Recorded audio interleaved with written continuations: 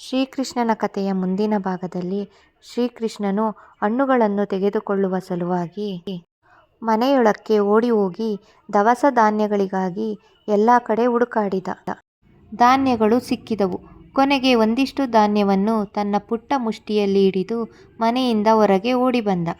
ಅವನು ಮನೆಯಿಂದ ಹೊರಗೆ ಧಾನ್ಯಗಳನ್ನು ತೆಗೆದುಕೊಂಡು ಬರುವಾಗ ಅವನ ಪುಟ್ಟ ಕೈಯಲ್ಲಿದ್ದ ಧಾನ್ಯಗಳು ಅಲ್ಲಲ್ಲೇ ಚೆಲ್ಲಾಡಿದವು.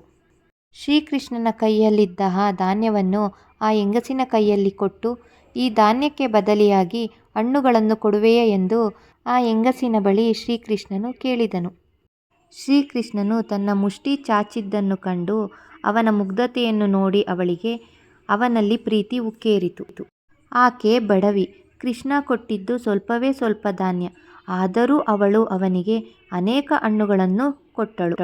ಹಣ್ಣು ಮಾರುವವಳು ಮನಸ್ಸಿನಲ್ಲಿ, ಎಂಥ ಚಂದದ ಮುದ್ದಾದ ಮಗು, ನಾನು ಬಡವಿ ಆದರೂ ಈ ಕೆಲವು ಕಾಳುಗಳಿಗೆ ಪ್ರತಿಯಾಗಿ ಇಷ್ಟೊಂದು ಹಣ್ಣುಗಳನ್ನು ಕೊಟ್ಟಿದ್ದಕ್ಕೆ ನನಗೆ ಬೇಸರವಿಲ್ಲ ಎಂದುಕೊಳ್ಳುತ್ತಾ ಹಣ್ಣು ಮಾರುವವಳು ಮನೆಗೆ ನಡೆದಳು. ಹಣ್ಣು ಮಾರುವವಳು ಮನೆಗೆ ಬಂದು ಶ್ರೀಕೃಷ್ಣ ಕೊಟ್ಟ ಧಾನ್ಯಗಳನ್ನು ಇಟ್ಟುಕೊಂಡಿದ್ದ ಚೀಲವನ್ನು ತೆರೆದು ನೋಡಿದಾಗ ಅವಳಿಗೆ ಆಶ್ಚರ್ಯವಾಯಿತು.